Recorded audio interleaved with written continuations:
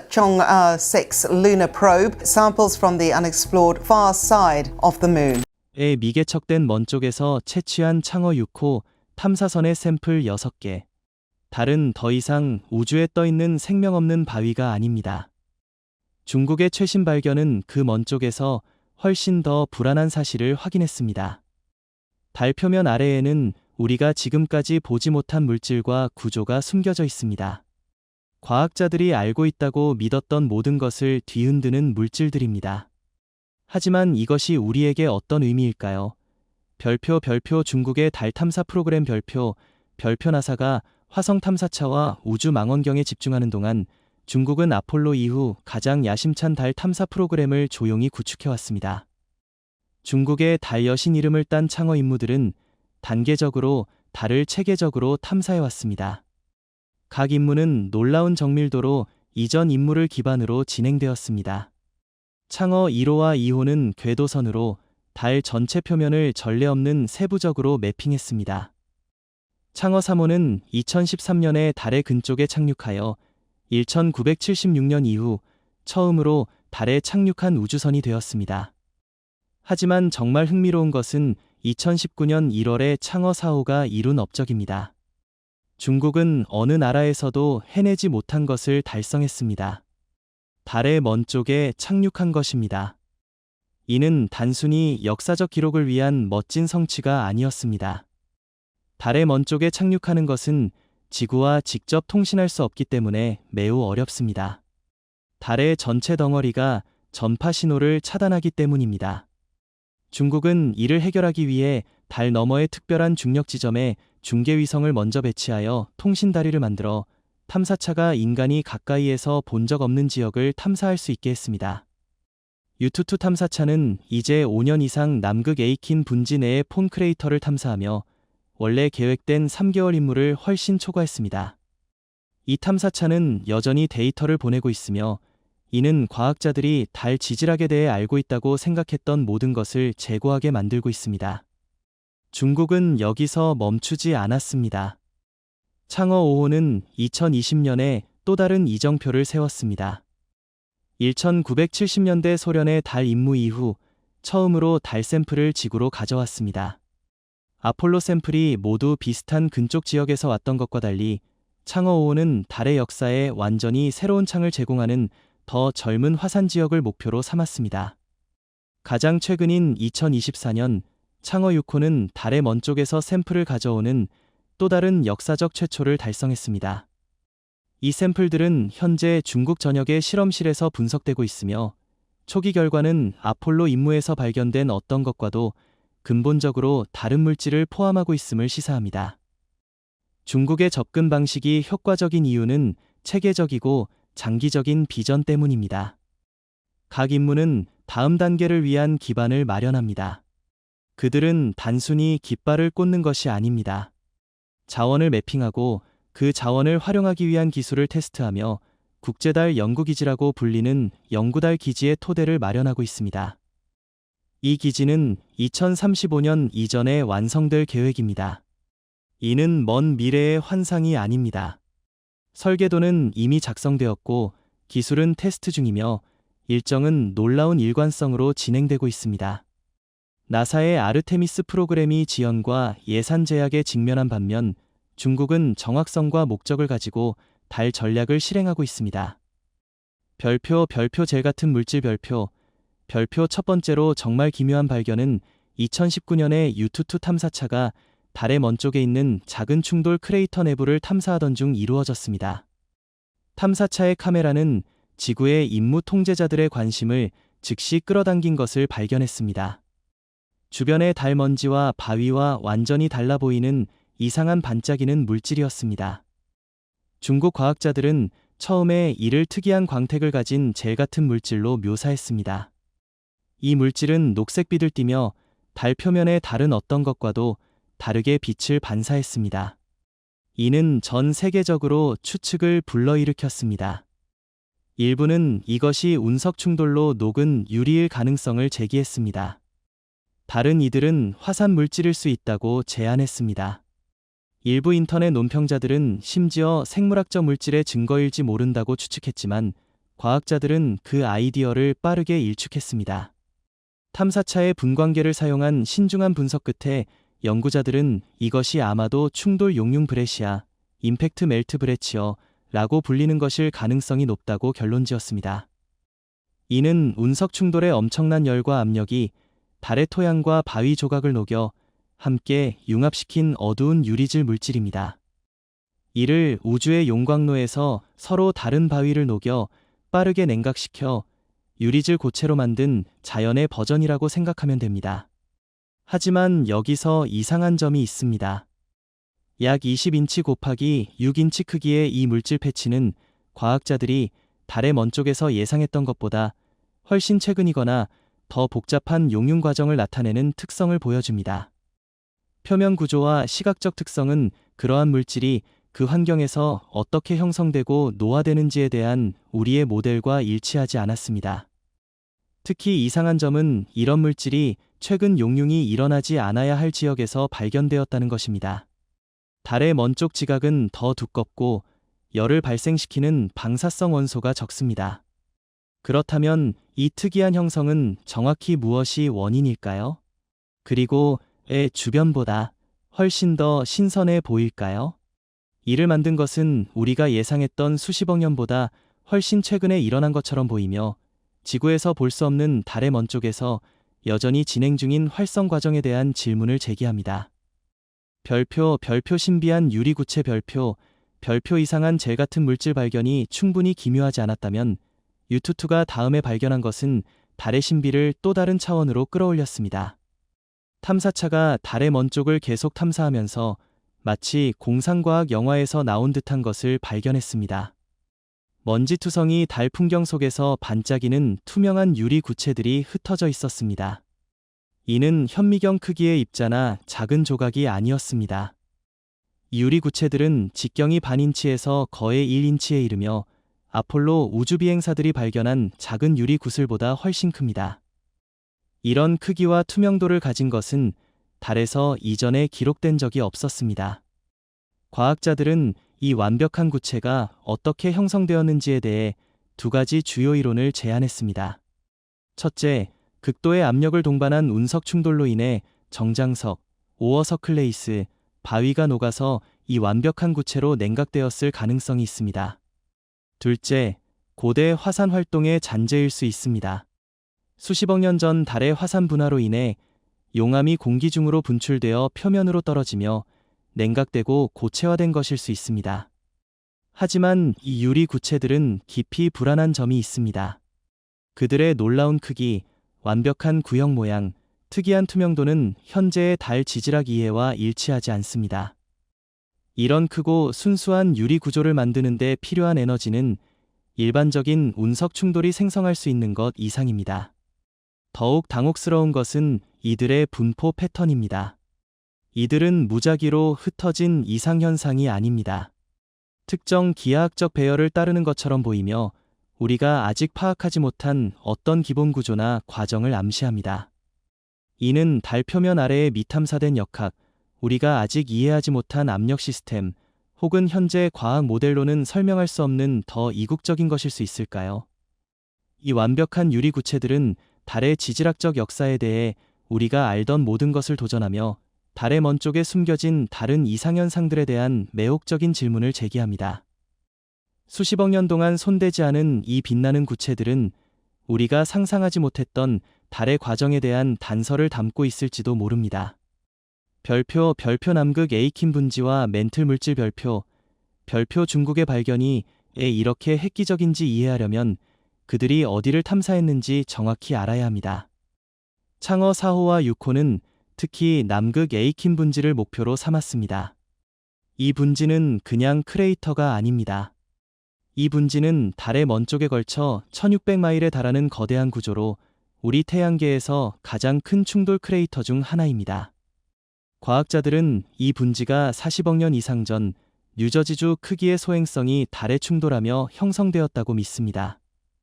이 충돌은 너무 파괴적이었기 때문에 달의 지각을 완전히 뚫고 그 아래 멘틀을 노출했을 가능성이 있습니다. 이를 계란을 깨는 것에 비유할 수 있습니다. 충분히 세게 치면 껍질이 깨지고 안쪽이 드러납니다. 이로 인해 남극 에이킨 분지는 달 내부를 엿볼 수 있는 지구 최고의 창구가 되었습니다. 창어 4호의 장비가 이 지역의 바위를 분석했을 때 놀라운 것을 발견했습니다. 저칼슘 파이록신, 로 캘시엄 파이락신, 과 올리빈, 알러빈이라는 광물의 상당한 농도가 검출되었습니다. 이들은 평범한 달 바위가 아닙니다. 이 특정 광물들은 달의 멘틀, 즉 지각 아래층의 특징적인 신호입니다. 이는 밀양이 아니었습니다. 이들은 달 깊은 곳에서 왔음을 강력히 시사하는 비율로 존재했습니다. 충격적인 점은 이러한 특정 멘틀 물질이 이전의 달에서 직접 관찰된 적이 없다는 것입니다. 아폴로 임무는 먼 쪽 근처에도 착륙하지 않았으며 이 고대 충돌 분지에는 전혀 접근하지 않았습니다.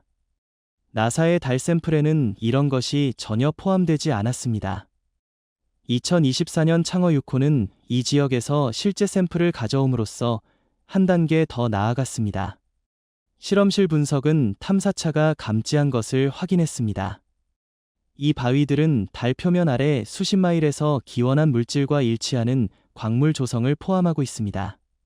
이는 오랫동안 논쟁되었던 이론을 확인합니다. 남극 에이킨 충돌은 너무 격렬해서 달의 보호 예층을 문자 그대로 뚫었고 달의 형성 이후 숨겨져 있던 고대 내부 물질을 노출시켰습니다. 이는 지질학적 타임캡슐을 우연히 자른 것과 같아 과학자들에게 달의 원시 역사에 직접 접근할 수 있게 했습니다.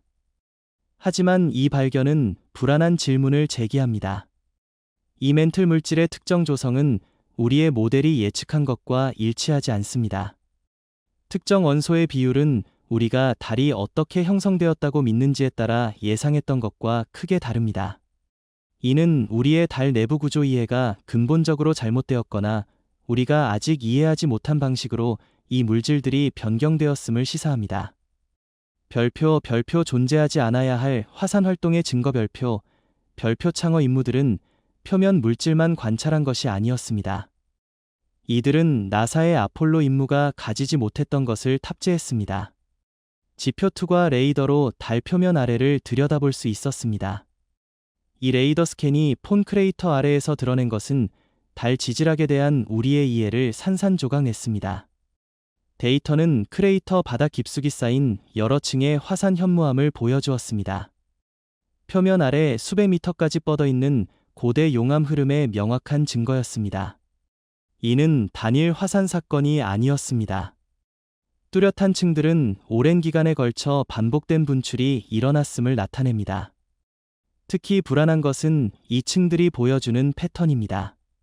더 깊은 용암 흐름은 얕은 것들보다 훨씬 두껍게 나타나며 이는 지질학적 몸체가 천천히 냉각되면서 예상되는 화산 활동이 점차 약화되었음을 보여줍니다.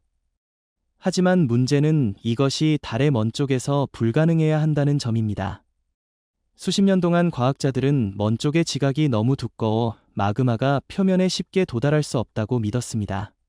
더 결정적으로 먼 쪽에는 열을 발생시키고 화산 활동을 유도하는 방사성 원소인 크립, KREP, 포테시엄, 레어 어스 엘러먼츠, 파스퍼러스, 이 높은 농도로 존재하지 않습니다. 이러한 여론 없이 먼 쪽은 근쪽보다 훨씬 일찍 지질학적으로 사멸했어야 합니다. 그렇다면 왜 먼 쪽에서 장기간의 화산 활동이 있었을까요? 어떤 미지의 여론이 이 분출을 가능하게 했을까요? 표준 모델은 달의 내부 열이 형성 후 상대적으로 빠르게 소멸했어야 한다고 제안합니다. 하지만 이 층들은 지속적이고 반복적인 화산 활동의 이야기를 말하며 이는 가능하지 않았어야 할 지역에서 일어났습니다. 일부 과학자들은 충격적인 이론을 제안했습니다. 남극 에이킨 충돌이 너무 격렬해서 국지적인 용융을 유도하거나 우리가 탐지하지 못한 채널을 통해 마그마가 표면에 도달할 수 있도록 코어까지 이어지는 균열을 만들었을 가능성이 있습니다. 다른 이들은 먼 쪽 깊은 곳에 우리가 궤도에서 탐지하지 못한 방사성 원소의 주머니가 있을 수 있다고 제안합니다. 별표 창어 사이트와의 별표 2022년에 중국 과학자들은 과학계에 충격파를 일으킨 발견을 발표했습니다. 창어 5호가 바나난 달 샘플에서 발견된 완전히 새로운 광물, 창어 사이트 Y, 체인지 사이드 Y로 명명된 인산염 광물은 지구나 이전 달 샘플에서 본 적 없는 것이었습니다. 이는 단순한 우주 바위가 아닙니다. 이는 달에서 발견된 6번째 새로운 광물로 중국을 미국과 러시아에 이어 3번째로 새로운 달 광물을 발견한 국가로 만들었습니다. 이 결정은 직경이 10마이크론으로 인간 적혈구보다 작지만 그 의미는 엄청납니다. 창어 사이트 Y는 고에너지 소행성 충돌의 여파에서 발생한 특별한 조건에서 형성되었습니다. 운석이 달에 충돌했을 때 초고온 충돌 용융체를 만들었고 이것이 냉각되면서 독특한 결정 구조를 형성했습니다. 충돌 역학 모델링에 따르면 이 정확한 압력과 온도 조건을 생성하려면 2마일에서 20마일 크기의 크레이터가 필요했을 것입니다. 이 광물이 특히 중요한 이유는 그 조성 때문입니다.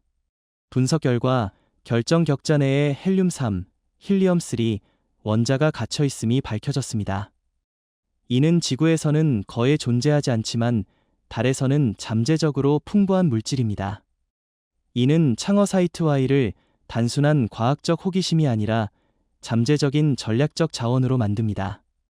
이 발견은 지금까지 채취된 가장 젊은 달 샘플에서 나왔습니다. 20억 년 전 분출한 현무암으로 아폴로 샘플보다 훨씬 최근의 것입니다. 이는 창어 사이트 Y 같은 특이한 광물이 이전 임무가 탐사하지 않은 젊은 지역에서 더 흔할 수 있음을 시사합니다. 하지만 가장 충격적인 부분은 이 광물이 포함한 것, 즉 지구상의 다음 삶의 단계를 가능하게 할 수 있는 것입니다. 별표 헬륨-3 별표 창어 사이트 Y에서 발견된 헬륨-3은 달 표면 전역에 분포할 가능성을 암시하며 이는 인류의 에너지 위기를 영원히 해결할 열쇠를 줄 수 있습니다. 헬륨-3은 단순한 원소가 아닙니다.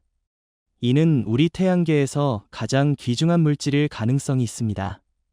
이 희귀 동위원소는 지구에서는 거의 존재하지 않지만 달 표면은 수십억 년 동안 태양풍에 노출되어 헬륨-3 원자가 달의 토양에 박혀 있습니다. 헬륨-3이 특별한 이유는 핵융합 연료로서의 잠재력 때문입니다. 현재의 핵분열이 방사성 폐기물을 생성하는 것과 달리 헬륨-3 융합은 사실상 유해한 부산물 없이 엄청난 양의 깨끗한 에너지를 생성할 수 있습니다. 이론적으로 헬륨-3 1톤은 1000만 톤의 석탄보다 더 많은 에너지를 생성할 수 있습니다. 창어 어허 샘플 분석은 반환된 달 토양에서 헬륨-3 농도를 최초로 직접 측정했습니다. 정확한 수치는 공개되지 않았지만 이 발견은 과학자들이 오랫동안 의심했던 것을 확인했습니다. 달에는 이 귀중한 동위원소가 상당량 추출 가능합니다. 그 의미는 놀랍습니다. 과학자들은 달이 레걸리스에 100만 톤 이상의 헬륨-3을 포함하고 있을 것으로 추정합니다. 이를 지구로 가져오면 이론적으로 수세기 동안 인류 문명을 동력으로 삼을 수 있습니다. 중국의 달 과학자들은 우주왕복선 3번의 임무로 채취한 헬륨-3이 융합 기술을 완성한다면 전 세계를 1년 동안 동력으로 삼을 수 있을 것이라고 계산했습니다. 하지만 문제는 헬륨-3을 추출하려면 달 표면에서 광범위한 채굴 작업이 필요하다는 점입니다. 단지 1g의 헬륨-3을 추출하려면 150톤의 달 토양을 처리해야 할 수도 있습니다. 이는 영구적인 달 인프라, 채굴 시설, 처리 공장을 요구합니다. 본질적으로 달에 영구적인 인간 존재가 필요합니다. 이는 중국이 달 프로그램을 그렇게 공격적으로 추진하는 이유를 설명합니다. 헬륨-3에 대한 접근을 통제하는 자는 지구, 에너지의 미래를 통제할 가능성이 있습니다. 헬륨-3은 지구 시장에서 그램당 수만 달러로 평가될 수 있으며 그 경제적 의미는 상상을 초월합니다. 별표 달의 물 별표 헬륨-3 발견보다 더 놀라운 것은 중국이 달에서 물에 대해 발견한 것입니다. 아폴로 이후 수십 년 동안 과학자들은 달이 완전히 건조하다고 믿었습니다. 이 가정은 창어 5호가 햇빛이 비치는 달 표면 지역에서 처음으로 물을 탐지하면서 깨졌습니다. 착륙선의 분광계는 달 토양에서 120파워츠 PER 밀리언의 물을, 그리고 분석한 특정 바위에서는 180파워츠 PER 밀리언의 물을 측정했습니다. 이는 무게로 약 0.012%에 불과할 수 있지만 지속적인 햇빛에 노출된 지역에서도 물이 존재한다는 혁신적인 증거입니다. 하지만 진정으로 충격적인 발견은 연구자들이 창어 어허 샘플에 흩어진 작은 유리구슬을 조사했을 때 나왔습니다. 수많은 달 충돌로 형성된 이 미세한 구체들은 내부에 물이 최대 2000 파우치 per 밀리언, 즉 0.2%의 농도로 갇혀 있음을 발견했습니다. 이는 단순한 표면 오염이 아니었습니다. 물은 유리 구조 자체에 화학적으로 결합되어 있었습니다. 그 메커니즘은 매혹적입니다. 미소운석이 달에 충돌하면 지역 물질을 유리로 녹입니다. 유리가 냉각되면서 태양풍에서 수소를 흡수하고 나중에 산소와 결합하여 유리 구조 안에 갇힌 물 분자를 형성합니다. 이 발견이 중요한 이유는 이러한 유리 구슬의 엄청난 풍부함 때문입니다. 이는 달 토양 어디에나 있습니다. 모든 샘플에는 셀 수 없이 많은 구슬이 포함되어 있습니다. 과학자들은 이 평범해 보이는 구체들이 달 표면 상층부에 퍼져 있는 수십억 톤의 물을 포함하고 있을 것으로 추정합니다. 영구적으로 그림자가 드리워진 극지 크레이터에 갇힌 얼음 퇴적물과 달리 이 물을 포함한 유리 구슬은 충돌이 일어나는 모든 위도에서 존재합니다. 이는 물 자원이 극지뿐만 아니라 달 거의 모든 곳에서 접근 가능할 수 있음을 의미합니다. 미래 달 기지에게 이는 모든 것을 바꿉니다. 어두운 극지 크레이터의 도전적인 환경에 국한되지 않고 우주 비행사들은 거의 모든 곳에서 달 토양을 가열하여 물을 추출할 수 있을 것입니다. 물은 단순히 마실 자원이 아니라 로켓 연료와 생명 유지용 수소와 산소로 분리될 수 있습니다. 이 발견들은 중국과 나사가 달에 연구 전초기지를 세우기 위해 경쟁하는 이유를 설명합니다. 달의 물에 대한 접근을 통제하는 자는 지구 궤도 넘어 우주 탐사의 미래를 통제합니다. 별표 전략적 달 자원 경쟁 별표 이 발견들은 단순한 과학적 호기심이 아닙니다. 이는 지정학을 재편하고 많은 전문가들이 두 번째 우주 경쟁이라고 부르는 것을 촉발하고 있습니다. 중국의 달 발견의 전략적 의미는 나사와 국방부 전역에 경종을 울렸습니다. 2024년에 나사 관리자 빌 넬슨은 의회 청문회에서 놀라운 발언을 했습니다. 미국이 달 남극 주변의 물이 풍부한 지역을 확보하기 위해 중국과 경쟁 중이냐는 질문에 그는 분명히 대답했습니다. 네, 우리는 우주 경쟁 중이라고 생각합니다. 그는 더 나아가 중국이 먼저 달 남극에 거점을 확립하면 남중국해에서와 같이 영토나 자원을 주장할 수 있다고 우려를 표명했습니다. 넬슨은 중국의 달 야망에 대해 말을 아끼지 않았습니다. 중국이 우주에서 하는 일에는 군사적 측면이 있다고 생각합니다. 라고 그는 중국이 달을 군사적, 전략적 관점에서 보고 있는지에 대한 질문에 단호히 답했습니다. 이는 나사의 공개적 입장에서 전례 없는 변화로 달 탐사의 지정학적 중요성을 직접적으로 인정하는 것이었습니다. 경쟁의 중심은 달의 가장 가치 있는 지역, 즉 남극 근처에 영구적으로 그림자가 드리워진 크레이터와 헬륨 3농도가 높은 지역입니다. 이는 단순한 과학적 보물이 아닙니다. 이는 어떤 국가가 지구 너머에서 지속 가능한 존재를 유지할 수 있는지를 결정할 핵심 자원입니다. 중국의 계획은 이미 진행 중입니다. 그들의 국제달 연구기지 ILRS 이니셔티브는 2035년 이전에 달 남극 근처에 연구기지를 설립하는 것을 목표로 합니다. 이는 단순한 전초기지가 아닙니다. 계획에는 발전시설, 자원 추출 능력, 그리고 결국 인간 거주가 포함됩니다. 일정은 가속화되고 있습니다. 창어 7호는 2026년경 발사 예정으로 그림자 크레이터에서 얼음을 탐사하기 위해 특별히 설계된 점핑 마이크로 착륙선을 달 남극으로 보낼 것입니다. 창어 8호는 연구 인프라를 위한 시험 운행으로 달 자원을 활용하는 기술을 테스트할 것입니다. 미국 전략가들에게 특히 우려스러운 것은 중국의 체계적 접근 방식입니다. 나사의 아르테미스 프로그램이 지연과 예산 제약에 직면한 반면 중국의 우주 프로그램은 놀라운 일관성과 장기적 비전으로 운영됩니다. 그들은 단순히 탐사하는 것이 아닙니다. 자원을 매핑하고 추출 방법을 테스트하며 산업 운영의 토대를 마련하고 있습니다. 그 판도는 더 높을 수 없습니다. 달에서 첫 번째 지속 가능한 존재를 확립하는 국가는 우주 접근에서 엄청난 이점을 얻습니다. 물얼음은 로켓 연료로 가공되어 심우주 임무 비용을 극적으로 줄일 수 있습니다. 헬륨-3은 지구의 에너지 위기를 해결할 가능성을 가지며 달 자체는 시스루나 공간을 감시하거나 잠재적으로 통제할 수 있는 전략적 고지대 역할을 합니다. 전 공군 장관 헤더 윌슨은 최근 정책 논문에서 최초의 영구달 기지를 설립한 국가는 19세기 영국의 해군 지배가 국제해양법을 형성하도록 허용했던 것처럼 미래 우주 개발의 규칙과 규범을 정할 것입니다. 라고 언급했습니다. 별표 아폴로가 놓친 것 별표 중국의 발견의 중요성을 완전히 이해하려면 이전 달 탐사가 실제로 얼마나 제한적이었는지를 알아야 합니다. 아폴로 프로그램은 그 역사적 성취에도 불구하고 달 과학의 표면만 건드렸습니다. 1969년에서 1972년 사이 나사의 아폴로 임무는 달에 6번 착륙했으며 모두 근쪽, 달 적도 주변의 좁은 띠 안에 있었습니다. 아폴로 임무가 도달한 가장 북쪽은 약 26도 위도, 가장 남쪽은 단지 9도였습니다. 비교하자면 이는 지구에서 마이애미와 댈러스 사이만 탐사하고 북극, 남극, 그리고 대부분의 대륙을 놓친 것과 같습니다. 아폴로 우주 비행사들은 약 842파운드의 달 물질을 수집했지만 모두 유사한 지질 지역에서 왔습니다. 그들은 극지 지역을 샘플링하지 않았고 고지대를 깊이 탐사하지 않았으며 결정적으로 달의 먼 쪽에는 절대 발을 내딛지 않았습니다. 지구에서 항상 보이지 않는 반구였습니다. 이것이 중국의 창어 프로그램이 이렇게 극적인 도약을 나타내는 이유입니다.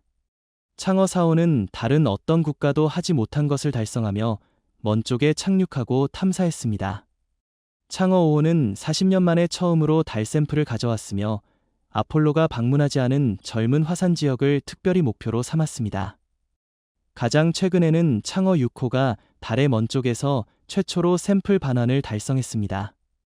이 임무들은 달의 두 반구가 얼마나 극적으로 다른지를 드러내고 있습니다. 지구에서 보이는 근쪽은 고대 용암 흐름으로 만들어진 광대한 어두운 평원, 마리아, 머리어로 지배됩니다. 그 지각은 평균 약 37마일로 비교적 얇으며 크립, 캘리피, 포테시엄, 레어어스 엘러먼츠, 파스퍼러스과 같은 방사성 원소가 높은 농도로 포함되어 있습니다. 먼 쪽은 완전히 다른 이야기를 말합니다. 이는 주로 험준하고 심하게 크레이터가 있는 고지대로 지각은 일부 지역에서 최대 50마일까지 두껍습니다. 큰 마리아는 거의 없으며 방사성 원소는 훨씬 적습니다. 창어 4호와 6호가 탐사한 남극 에이킨 분지는 달에서 가장 고대이고 큰 충돌 구조로 지각 아래 깊은 물질을 노출했을 가능성이 있습니다. 이 극명한 비대칭은 수십 년 동안 과학자들을 당황하게 했습니다. 같은 천체의 두 면이 왜 이렇게 다르게 진화했을까요? 중국의 임무들은 이 퍼즐의 중요한 조각을 제공하고 있습니다.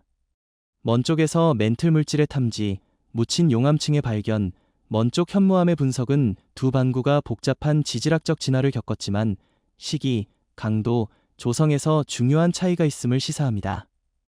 별표 새로운 달의 미래, 별표 중국의 달 먼 쪽 발견은 단순히 교과서를 다시 쓰는 것이 아닙니다. 이는 인류의 미래를 재편할 새로운 개척지를 열고 있습니다. 이상한 젤 같은 물질, 투명한 유리 구체, 멘틀 물질, 물을 포함한 구슬들은 모두 순수한 과학을 훨씬 넘어서는 퍼즐의 조각입니다. 그 영향은 여러 영역에 걸쳐 퍼져나갑니다. 에너지 측면에서 달 토양에 박힌 헬륨-3은 깨끗한 융합으로 구동되는 미래를 매혹적으로 보여주며 수세기 동안 지구의 에너지 위기를 해결할 가능성을 제공합니다. 헬륨-3 융합 기술은 아직 개발 중이지만 달 샘플에서 그 존재가 확인되면서 전 세계적으로 연구가 가속화되었습니다. 우주 탐사에서는 예상치 못한 형태와 위치에서 물의 발견이 지속 가능한 달 거주 방정식을 바꿉니다. 물은 단순히 마실 것이 아닙니다. 이는 로켓 연료이고 호흡할 산소이며 방사선 차폐제입니다. 물이 이전에 생각했던 것보다 더 널리 분포되어 있다는 발견은 미래 달 기지가 극지뿐만 아니라 더 많은 장소에 설립될 수 있음을 의미합니다. 가장 심오한 것은 우리 행성의 기원에 대한 이해에 대한 함의일 것입니다.